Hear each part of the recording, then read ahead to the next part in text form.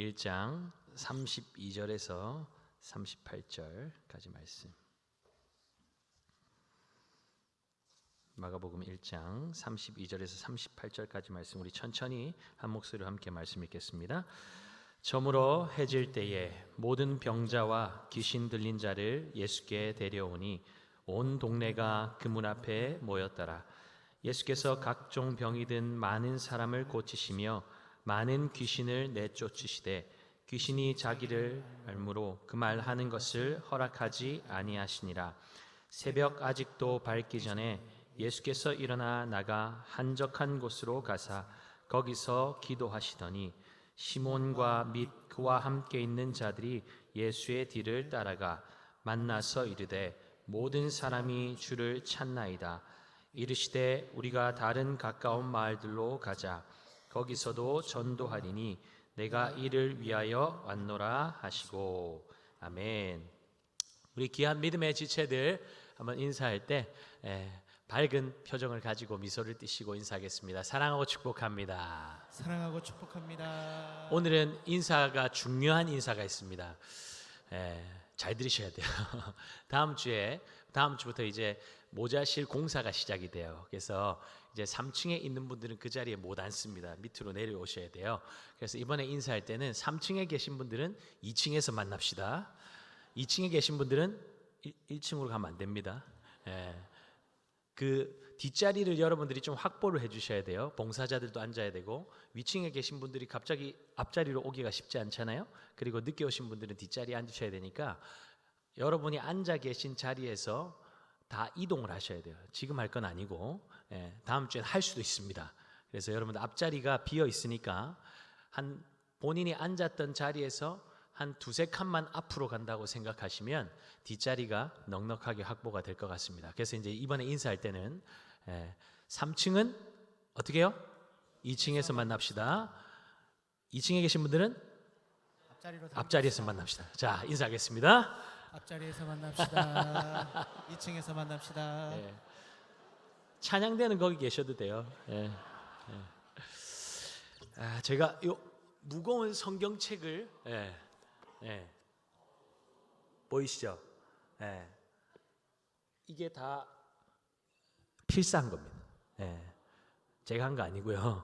우리 일남전도에서 각자 분량을 정해가지고 이렇게 다 필사를 했어요. 그래서 제가 혹시나 글자가 좀 못 알아보면 어떻게 하나 걱정했는데 아주 깔끔하게 너무 예쁘게 잘 기록이 돼 있어서 제가 이거를 바로 밑에 우리 지하문화관 가는 거기 자료실에 넣는다고 하길래 안 돼요. 한 달은 여기에 비치해 놓고 제가 읽을 겁니다. 이렇게 해가지고 여기 올렸어요. 그래서 뭐 일남전도에서 특별히 부탁한 게 아니고 제가 부탁을 한 거예요. 왜냐하면 너무너무 귀한 자료잖아요. 그래서 하나님 말씀 사랑하는 마음으로 연초부터 계획해가지고 이렇게 썼습니다. 그래서 전도에 또 감동이 되시는 전도에는 또 도전해 보시고 참 전도회들이 대단히 막 밖으로 보여지는 사업에 집중하는 것이 아니라 하나님을 알기 위해서 애쓰는 것들이 얼마나 보기가 좋은지 모르겠습니다. 그래서 막 암송을 막 두 구절씩 안 하면 뭐 이렇게 안 되는 전도회도 있고 필사하고 읽고 서로 그렇게 격려하면서 달려가는 공동체가 얼마나 소망이 넘치고 기쁨이 넘치는지 모르겠습니다. 감동이 있으시죠? 한 번 더 보여드려야 되겠다. 들기도 힘들어요. 들기도. 자, 보이죠? 오, 하나님께 영광. 감사합니다. 암송하죠. 한번 읽고. 죄를 짓는 자는 마귀에게 속하나니 마귀는 처음부터 범죄함이라. 하나님의 아들이 나타나신 것은 마귀의 일을 멸하려 하심이라. 아멘. 자, 죄를 짓는 자는 마귀에게 속하나니 마귀는 처음부터 범죄함이라. 하나님의 아들이 나타나신 것은 마귀의 일을 멸하려 하심이라. 아멘. 요한일서 3장 8절 말씀. 아멘. 계속 말씀 암송하는 것 여러분 도전하시기 바랍니다. 말씀이 계속 우리 안에 머물러 있게 하기 위해서 계속 암송에 도전하시고요.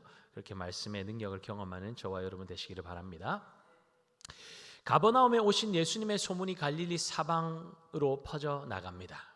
귀신을 쫓아내시고 병든 자들을 일으키시는 놀라운 권위와 능력이 예수님을 통해서 드러났기 때문입니다.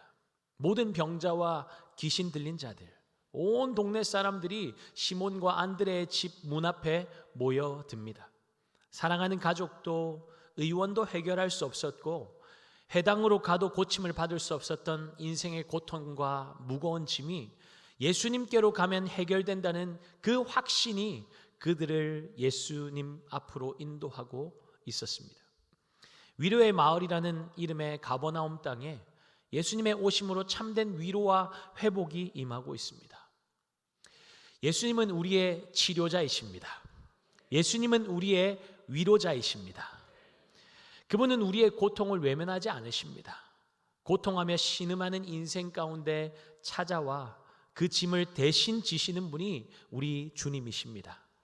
사랑하는 가족은 내 아픔, 내 상처, 내 고통, 내 눈물 이해하지 못하고 상처를 보듬어 줄 수 없어도 우리 주님은 다 내 아픔과 상처와 고민과 눈물과 아픔을 끌어안으시고 공감하실 뿐만 아니라 능히 해결하시고 회복시키시는 능력의 주님이신 줄 믿습니다. 여러분, 그분을 만났습니까? 만나고 계십니까? 그분 앞으로 나오시기 바랍니다. 그래야 회복이 있고, 그래야 치료가 있고, 그래야 위로가 있습니다. 그분을 만나야만 영혼의 구원이 임합니다. 육체의 질병이 고침받고 마음의 상처가 싸매어지고 위로를 받는 것보다 더욱더 중요한 것은 이 모든 것들을 통해서 예수님을 인격적으로 만나는 일인 줄 믿습니다. 예수님을 만나야만 온전히 회복이 임하기 때문입니다. 병은 나아도 또 걸리게 되어 있고 세상 살다 보면 상처를 또 받게 됩니다. 문제는 해결되어도 또 다른 문제들이 찾아오죠. 이것이 죄가 가득한 세상 속에 살아가는 우리의 현실입니다. 그러나 주님께로 나아가면, 복음이신 예수님을 믿으면 근본적인 죄의 문제와 죽음의 문제가 해결될 수 있습니다. 반복되는 절망과 고통의 문제가 해결된다는 것이죠. 여러분 믿으십니까? 주님을 만나는 이 예배의 시간에 주님 주시는 참된 영혼의 만족을 받아 누리는 저와 여러분 되시기를 예수님의 이름으로 축복합니다. 유대인의 하루는 해질녘부터 시작되었기에 사람들은 병자를 옮기다가 안식일의 규례를 범하지 않으려고 안식일이 끝나기까지 기다렸다가 예수님께 몰려들었을 것입니다.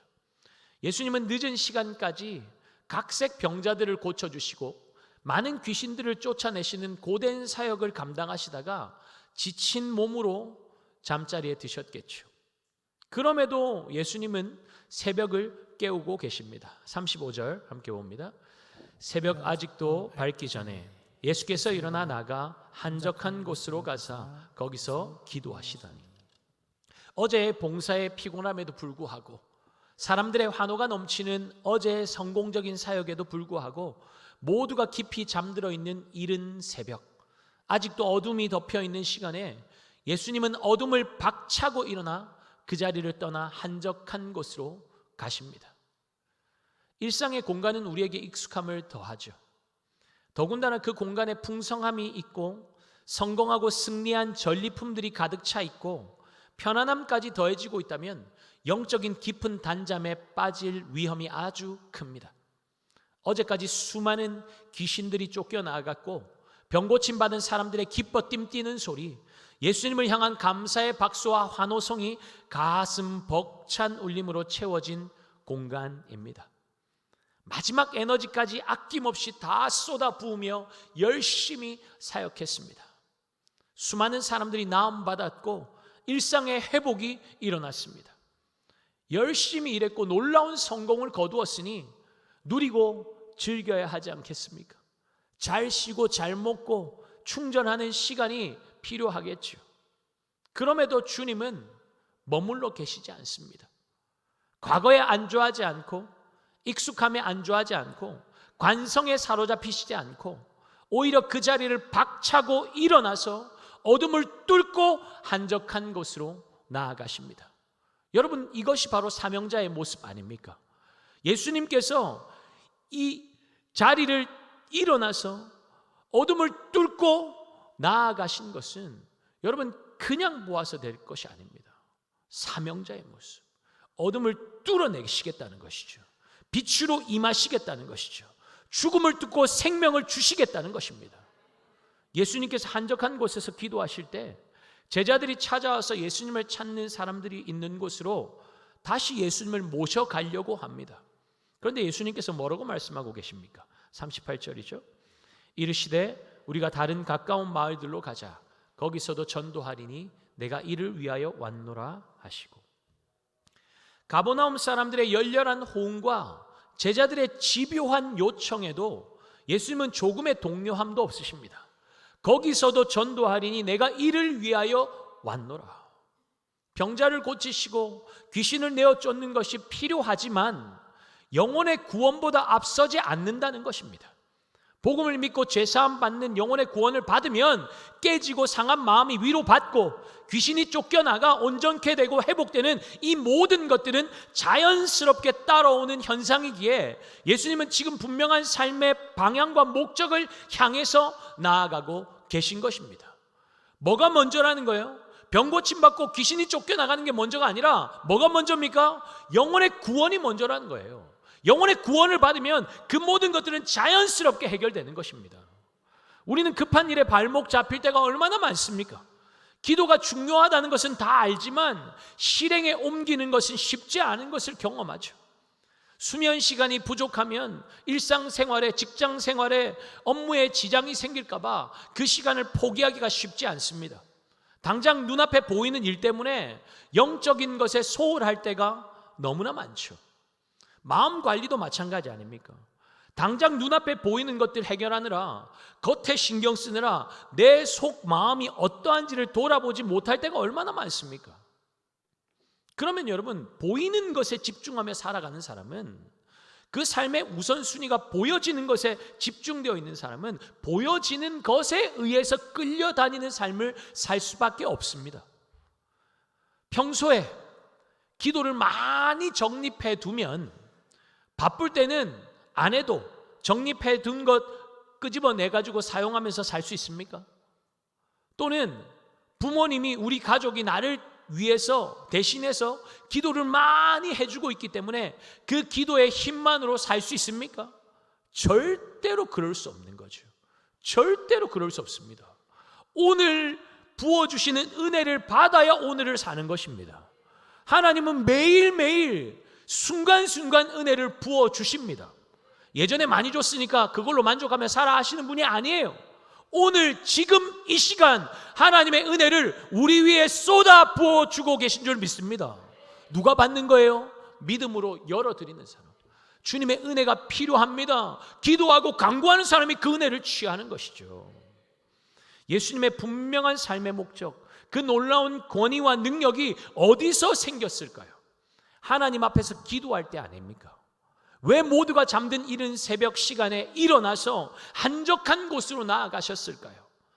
예수님께 그 시간이 가장 중요했기 때문입니다. 나는 새벽에는 절대로 못 일어나. 나는 야밤형 인간이야. 노래를 불러도 그분에게 절실한 일이 생기고 새벽에 그 일을 해야 한다면 어떻게 할까요? 나는 야밤형 인간이니까 안 돼. 절실한 일 포기해버릴까요? 그렇지 않겠죠. 알람을 수십 개를 맞추고 두고서라도 반드시 새벽을 깨울 것입니다. 그러니까 뭐가 내 삶의 중심에 있느냐는 그걸 보면 알 수 있는 거예요. 예수님도 육의 몸을 입으셨으니 하루 종일 지쳐 있던 몸을 일으키시는 것이 결코 쉽지 않았을 것입니다. 몸이 천근만근이었겠죠. 그럼에도 이른 새벽 몸을 일으켜서 한적한 곳으로 가서 기도하신 것은 예수님께는 육적으로 소진된 에너지를 충분한 휴식으로 채우는 것보다 아버지와 함께 교제하며 누리는 만족이 더 컸기 때문일 것입니다. 사역의 열매가 있었던 곳, 사람들의 환영과 인정은 쉬 사라져버리는 안개와 같지만 하늘 아버지로부터 공급되는 힘과 지혜와 능력은 사단에게 묶인 자들을 풀어서 자유케 하고 분주하고 치열한 사역을 감당할 능력이 되는 것이기에 주님의 하루의 첫 시작에는 항상 기도가 있었고 주님은 그 기도의 시간을 생명과 같이 지켜내셨던 것입니다. 사랑하는 여러분, 우리의 하루를 살게 하는 힘은 무엇입니까? 무엇으로 하루의 첫 시간을 시작하십니까? 모닝커피입니까? 고상한 클래식 음악입니까? 신문입니까? 모닝 뉴스입니까? 그것들이 여러분의 치열한 일상을 넉넉하게 살게 하는 힘이 됩니까? 호시탐탐 우리의 영혼을 삼키려고 달려드는 원수를 이길 능력이 될까요? 비교하고 경쟁하는 세상을 살면서 우리의 영과 몸이 육이 얼마나 지치고 힘듭니까? 카페인의 힘으로 눈은 뜨고 지낼 수 있을지 모르겠지만 끊임없이 몰아붙이는 세상의 요구들은 우리의 마음에 잠깐의 여유도 허락하지 않습니다. 그러니 몸도 지치고 마음까지 지쳐서 하루를 마무리할 때는 그냥 이대로 쓰러져서 깨어나지 않았으면 좋겠다는 생각으로 잠자리에 들기도 하고 꿈속에서조차 무엇인가에 계속적으로 쫓기며 깊은 단잠에 들지도 못하죠. 그러니 새벽을 깨우는 일은 그림의 떡입니다. 다른 사람의 이야기일 뿐이에요. 하루를 살아갈 힘을 공급받는 기도의 자리에 서야 합니다. 설교를 들어도 그건 편하게 살아가는 사람의 이야기일 뿐 내 이야기는 될 수가 없는 것이죠. 삶이 좀 안정이 되고 정리가 되면 나도 새벽기도 하겠다 마음 먹어보지만 그런 날은 잘 오지 않습니다. 또는 옛날에는 나 열심히 했어 말씀드렸죠. 그날의 은혜가 필요한 거예요. 옛날에 정립해놓은 거 까먹으면서 사는 인생이 아니고 그날 부어주시는 은혜로 사는 것이 우리의 인생입니다. 여러분, 왜 우리가 이것 좀 정리되면 이 문제 해결되면 그때 해야지 하면 왜 그런 날이 잘 안 옵니까? 주님 앞에 내 삶을 세우고 그 앞에 내 삶의 모든 것들이 정렬되지 않는 한 우리의 삶은 정리되지 않기 때문입니다. 그러니까 그 정리되지 않은 삶을 계속 반복해서 살면 늘 분주하게 쫓겨다닐 수밖에 없는 것이죠. 그러니 다람쥐 쳇바퀴 돌듯이 피곤하고 지친 일상이 계속 내 삶에 반복되는 것입니다. 여러분, 우리가 왜 분주하게 쫓기며 삽니까? 왜 소진되고 탈진됩니까? 채워야 할 것을 채우고 있지 않기 때문 아닙니까? 그렇게 채움이 없이 있는 에너지, 없는 에너지 빡빡 긁어가면서 열심히 달려가 보지만 그 결과는 무엇입니까? All stop이죠. All stop. 자동차에 기름을 채우지 않으면 결국에는 멈춰버리는 것처럼 우리의 인생에 공급이 없으면, 주님으로부터 하늘로부터 공급되는 그 공급이 없으면 열정도 열심도 성취도 소용이 없는 것입니다. 여러분, 비어 있습니까? 멈췄습니까? 계속 가로막히고 있습니까? 채워야 할 시간이 이른 것입니다. 지쳐서 다 내려놓고 어디론가 도망가 버리고 싶은 마음이 가득합니까? 내가 왜 이 고생을 하고 있는가? 왜 이렇게 살아야 하는가? 회의감이 가득합니까? 지금이 바로 주님 앞에 앉아야 할 때입니다. 연초에 보면 우리 전도회에서 작정하고 몇 주 동안 막 새벽을 깨우는 것을 봅니다. 출석 스티커도 붙이고 서로 독려하면서 기도의 자리에 서는 것이 참 보기에 좋죠. 근데 여러분, 연초만 하지 마시고 연말에 하셔야 돼요. 연말에. 아멘. 지금이 더 중요한 시기예요. 연초에는요, 다 새로운 마음으로, 그래, 새로운 한 해가 시작했으니까 해보자, 그 마음이 있다고요. 근데 여러분, 그때는 하지 말라고 해도 해요. 근데 요때 사실 지금이 제일 중요한 시기입니다. 한 해를 제대로 마무리하지 못하면 새로운 한 해를 맞아도 정리되지 않고 준비되지 않은 마음이라면 새로운 한 해를 시작한들 무엇하겠습니까? 여전히 복잡한 상태에 매여 있는데요, 해결되지 않은 상태가 계속 유지되고 있는데 새해를 맞으면 뭐예요? 마음은 여전히 죽을 것 같은데, 여전히 두려운데, 여전히 묶여 있는데. 연말에 이 모임 저 모임으로 얼마나 바쁘고 분주합니까? 기도가 빠지면 더 분주해지게 되어 있습니다. 분주하면 사고가 나기 십상이죠. 뭐 기도 평소에도 할 수 있고, 운전 중에도 할 수 있고, 걸어 다니면서 할 수 있고, 일상의 순간마다 기도할 수 있으니까 그렇게 하면 되지 꼭 그래야 되나. 합리화할 수 있지만 여러분, 시간과 장소를 구분하는 것이 너무나 중요합니다. 너무나 중요해요. 피곤하니까 아이고 누워서라도 기도해야지, 그렇게 하고 깨어서 30분 40분 기도해 본 적 있으세요? 보통 한 2, 3분 있으면 스르르 잠들다가 아이고. 여러분, 그런 거예요. 우리가 그런 거예요. 코로나 때 여러분, 코로나 때 온라인으로 예배 드려보셨잖아요. 처음에는 정장 탁 갇혀있고 드리다가 한 주, 두 주, 셋 지나가면서 옷이 점점 바뀌어요. 추리닝으로 바뀌고, 탁자 위에 커피가 탁 올려져 있고, 핸드폰 탁 열어놓고, 문자 오면 카톡 오면 반응하고, 점점점 그렇게 바뀌어 가는 게 우리의 모습인 거예요. 저도 예전에 청년 때 좀 새벽을 지켜야지 하고 어떻게 했냐면 침대 밑에 푹신한 방석을 하나 놔뒀어요. 그래가지고 너무 피곤하면 굴러 떨어져서라도 그 방석 위에 엎어져서라도 기도하자 해봤는데 잘 안 되더라고요. 엎어져 잠만 자더라고요. 여러분, 기도가 무너지면 우리의 삶도 함께 무너져 내리게 되어 있습니다. 싱크홀이 뭔지 아시지 않습니까? 겉으로는 멀쩡해 보여요. 근데 어때요?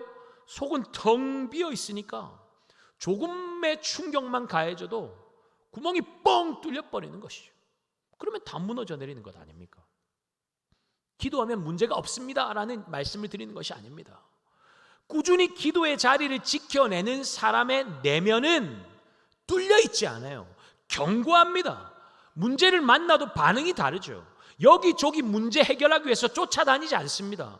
어디서 해결해야 할지를 분명히 아니까 사람 앞에서 우는 것이 아니라 하나님 앞에 앉아가지고 우는 것이죠. 아까 전에 잠깐 예배 시작하기 전에 어떤 권사님 인사하니까 아이고 여기 어지러워가지고 아무리 하나님 앞에 떼써도 잘 안 되네요. 제가 그랬어요. 또 떼쓰세요. 될 때까지 떼쓰세요. 그랬어요. 떼쓴다는 그 말이 제가 마음에 얼마나 와닿던지. 그 연세가 많으신 지긋하신 권사님이 내 하나님 앞에 계속 떼쓰고 있는데 빨리 안 낫네요. 그 말이 제 마음에 싹 꽂혔어요. 하늘로부터 임하는 위로를 경험해 본 사람은 어디서 위로를 찾겠어요? 하나님 앞에서 찾는 거죠. 그러니까 고난의 파도가 찾아오면 어떻게 합니까? 이불 덮고 알아 누워서 끙끙 앓는 것이 아니라 이불을 박차고 새벽을 깨워서 일어나 주님 앞으로 나아가는 것입니다. 여러분, 말씀과 기도로 시작한 하루와 기도 없이 시작한 하루의 차이를 아십니까? 아세요? 모르세요? 아세요? 모르세요? 경험해봐야 돼요. 기도 하나 안 하나 별 차이 없으면 문제예요. 삶의 우선순위를 정할 때 급하지만 당장 안 해도 되는 일들이 있지 않습니까? 그렇죠? 급한 것 같지만 당장 안 해도 죽고 사는 문제가 아니에요. 그런데 별로 급해 보이지는 않지만 그것 놓치면 큰일 나는 일들이 있습니다. 큰 문제, 큰 사고가 터지는 일들이 있다고요. 뭘까요? 별로 급해 보이지 않지만 큰 문제 생기는 거, 그거 놓치면 예배, 기도. 하나님 앞에 예배 드리는 시간 여러분 귀하게 생각하세요. 이거 없으면 내 인생 큰일 난다, 그 위기의식으로 예배 드리고 계십니까? 그거 없으면 큰일 나는 거예요. 한 주, 두 주 빠지는 것 별일 아닌 것 같죠? 한 달 지나보세요. 주일에 가나 안 가나 별 일 없네. 그렇게 한 달, 두 달, 세 달, 1년, 2년, 3년, 4년 그렇게 가는 겁니다. 끝나는 거예요. 주님과 관계 단절. 생명이 거기서부터 공급되는데, 기쁨이 하나님으로부터 공급되는데, 생명이, 기쁨이, 즐거움이, 만족이 거기서부터 공급되는데 다 차단되어 있는데 어디서 만족을 얻을 거예요? 그러니까 터진 웅덩이만 붙잡고 살아가는 인생이 되는 것이죠. 기도는 어때요?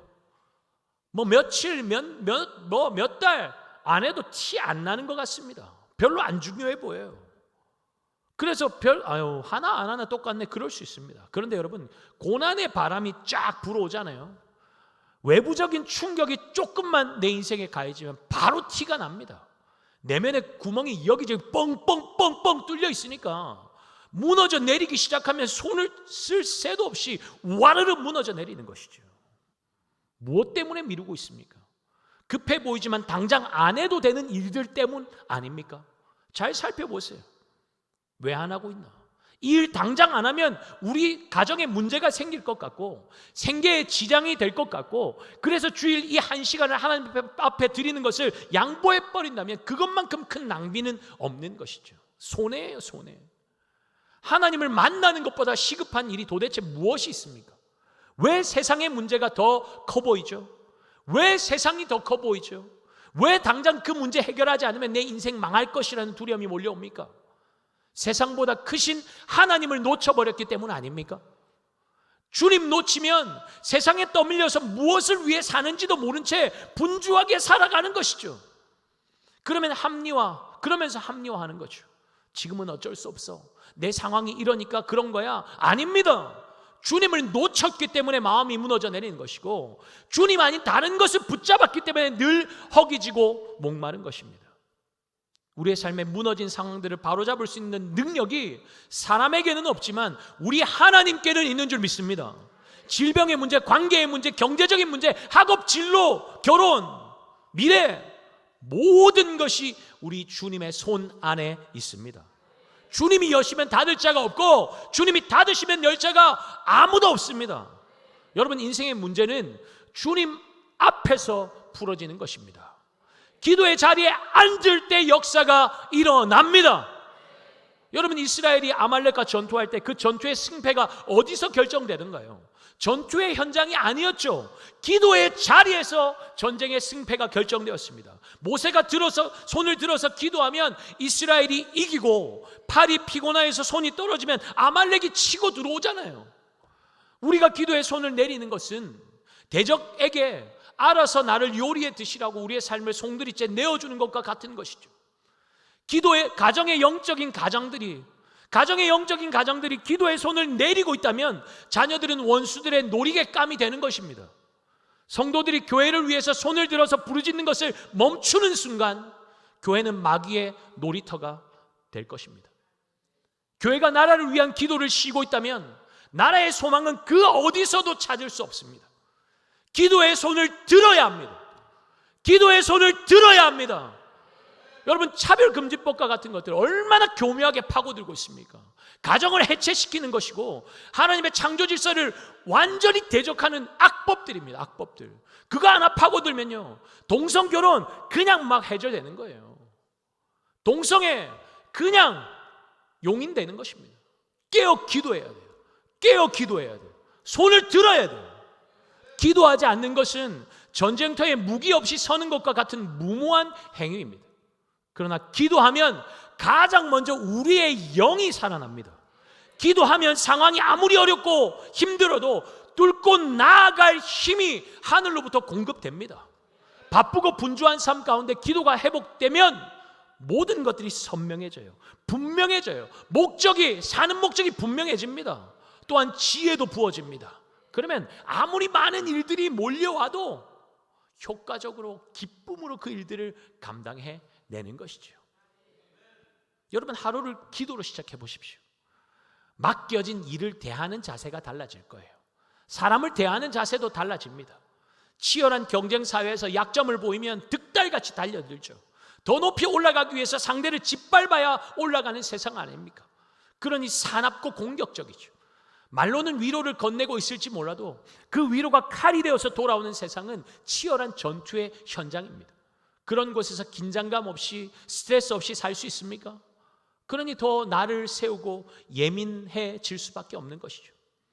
사랑하는 여러분, 우리가 살아가는 세상이 이러하다고 할지라도 우리는 예수 그리스도로 말미암아 이미 우리의 삶 가운데 임한 하나님 나라를 살아가는 사람들 아닙니까? 그 안에 세상은 꿈조차 꿀 수 없는 평안이 있고 만족이 있고 기쁨이 그 하나님 나라 안에 있지 않습니까? 그 나라를 누리고 있다면 세상 속에서 우리는 전혀 다른 태도로 살 수 있고 그 하나님 나라를 보여줄 수 있는 것이죠. 만만하게 보이면 함부로 대할까 봐, 뒤로 밀릴까 봐, 누구도 얕잡아보지 못하도록 나를 세우며 살 필요가 없는 것이죠. 세상의 요구를 채우지 못할까 봐 전전긍긍하며 쫓기며 분주한 삶을 살지 않을 수 있습니다. 왜 분주해집니까? 기도를 놓치니까 분주해지는 거예요. 사는 목적이 분명하지 않으면 늘 쫓기는 삶을 살게 되는 것입니다. 기도가 필요한 것을 모르는 성도가 어디 있습니까? 그런데 다 기도하는 것은 아니죠. 분주하면 중요한 것을 알지만 놓칠 수밖에 없는 것입니다. 우리 주님 보십시오. 목적이 분명하지 않습니까? 이르시되 우리가 다른 가까운 마을들로 가자. 가서 거기서 전도하리니 내가 이를 위하여 왔노라. 사람들의 급한 요청에 의해서 여기저기 끌려다니지 않으십니다.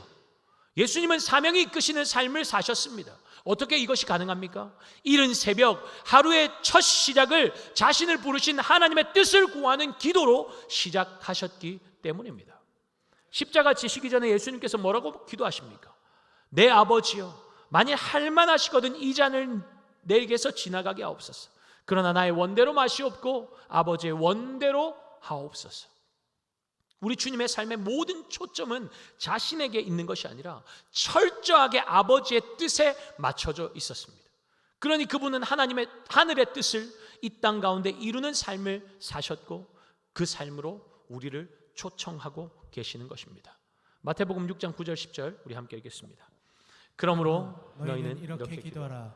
하늘에 계신 우리 아버지여, 이름이 거룩히 여김을 받으시오며 나라가 임하시오며 뜻이 하늘에서 이루어진 것 같이 땅에서도 이루어지이다. 예수님은 부르심의 주체를 우리 아버지라고 부르고 계시죠. 천지를 창조하신 그 하나님이 어떻게 우리 아버지가 될 수 있습니까? 예수님께서 십자가에서 우리의 죄를 대신해서 죽으시고 부활하심으로 죄로 막혀있던 하나님께로 나아가는 그 생명의 길을 열어주셨기 때문이죠. 요한복음 1장 12절에 뭐라고 말씀하시죠? 영접하는 자 곧 그 이름을 믿는 자들에게는 하나님의 자녀가 되는 권세를 주셨으니. 아멘. 로마서 8장 15절은 이렇게 말씀합니다. 너희는 다시는 무서워하는 종의 영을 받지 아니하였고 양자의 영을 받았으므로 아빠 아버지라 부르짖느니라. 여러분, 기도의 시작은 하나님을 아버지라고 부르는 것으로부터 시작합니다. 천지를 말씀으로 창조하신 전능하신 하나님이 저와 여러분의 아버지가 되심을 믿으십니까? 하나님께서 저와 여러분을 지으시고 모태에서부터 조성하셨음을 믿으십니까? 저와 여러분을 향한 놀라운 계획을 가지고 계신 것도 믿으십니까? 하나님께서 이 세상 그 누구보다 나보다 나를 더 잘 아시는 분이심을 믿는다면 나를 향한 계획이 무엇인지, 어떤 뜻을 가지고 계신지, 어떻게 나를 사용하기 원하시는지, 이 땅에서 지금 이 시간 가운데 내가 어떻게 살아가야 하는 것인지 하나님 아버지께 묻는 것이 너무나 당연한 일 아니겠습니까?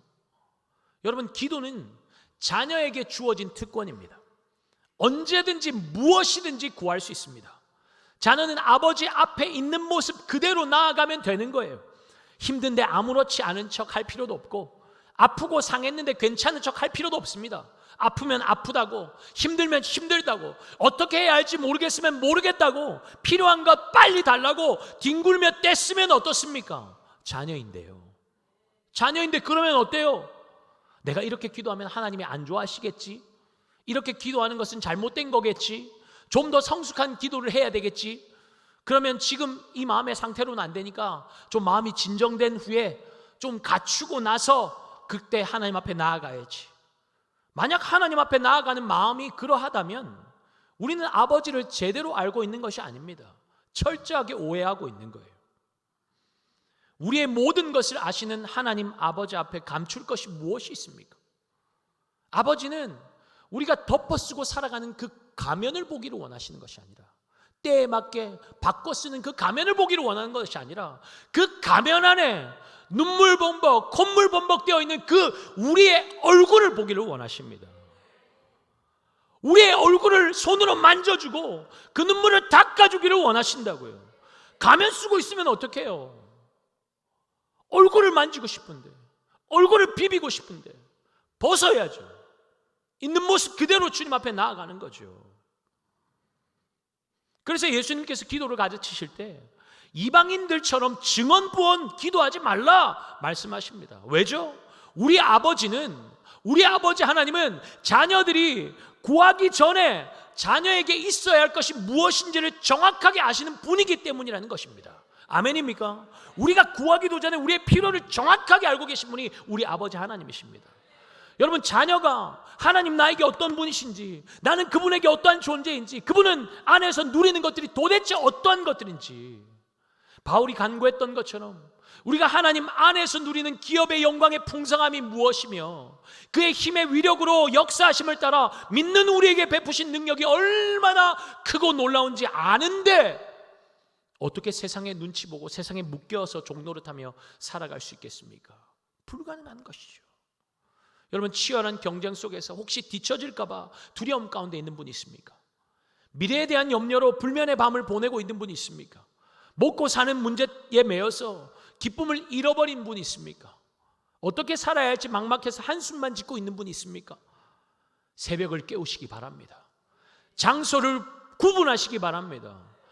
답답하고 잠 안 오면, 심령이 팍팍하고 괴로우면 언제든지 옷 걸쳐 입고 밤이고 새벽이고 기도의 자리로 나오세요. 교회 문 잠겨 있으면 교역자들에게 연락하세요. 문 열어 드릴게요.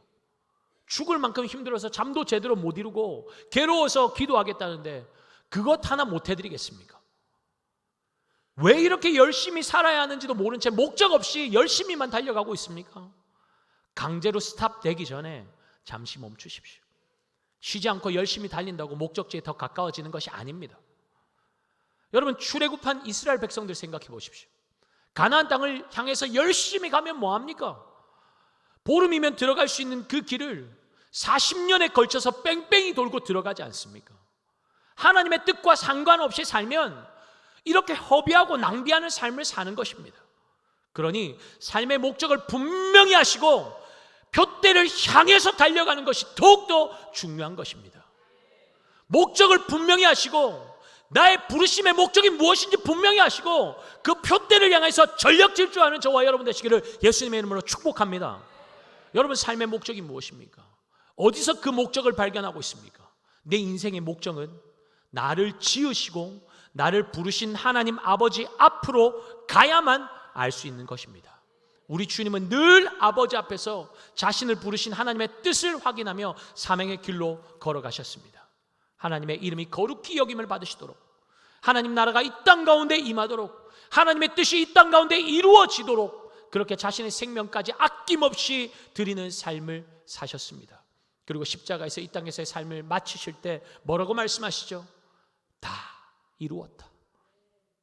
날마다 아버지의 뜻을 구하며 부르심의 뜻을 쫓아 사셨고 결국 아버지의 뜻을 성취함으로 아버지께 영광 돌리는 삶을 사셨던 우리 주님처럼 우리도 주님 뜻을 따라 살기 위해서, 아버지께 영광되는 삶을 살기 위해서 하루를 기도로 시작하는 결단이 있기를 예수님의 이름으로 축복합니다. 축복합니다. 우리 다 함께 자리에서